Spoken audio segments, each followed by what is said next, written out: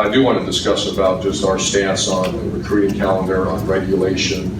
You know, I hear this stuff about texting. I want to make this clear why, and this is a high school coaches and a high school player perspective, not a college coaches. Who cares about college coaches? That's not what this is about.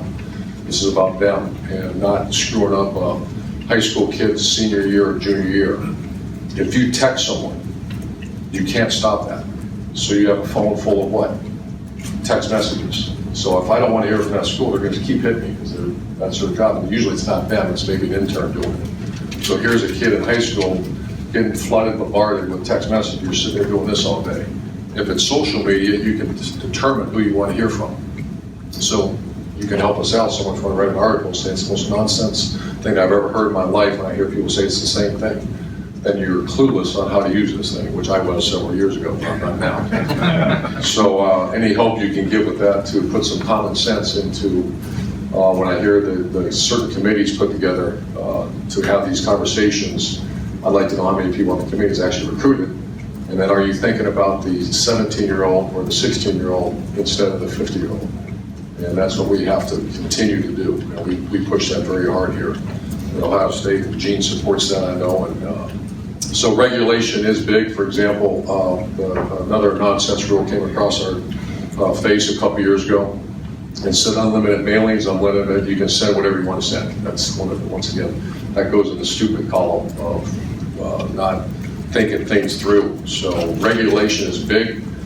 Beef up these NCAA with all the money made from college football playoff and Final Fours and all those type of things, and beef up the enforcement staffs and keep it a level playing field, and also, more importantly, in all that, not change the lives of the young people.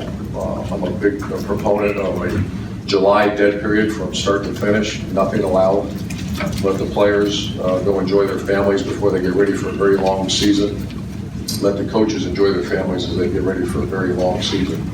The NCAA has done an excellent job with the dead period during Christmas, and I much appreciate that. And then final thought on that is also the early signing period. Why would you do that? I'm not a fan of that. You're moving it just forward and forward. What if the kid wants to change his mind? The kid wants to change his mind because the coaching changes, because of other circumstances, that player should be allowed to change his mind. Once again, take it out of the minds of a 50-year-old and put it in the minds of a 16, 17-year-old. Also, if you're going to let people contact a junior in a high school in spring, just visualize a great player, what that will look like. So don't go to class in the month of May because you're going to be meeting with coaches all day long. And of course, that doesn't make sense to do that. And they say, well, coaches are doing it anyways. Well, fire the coaches, fine the coaches, and put the schools on probation for the schools that are doing that.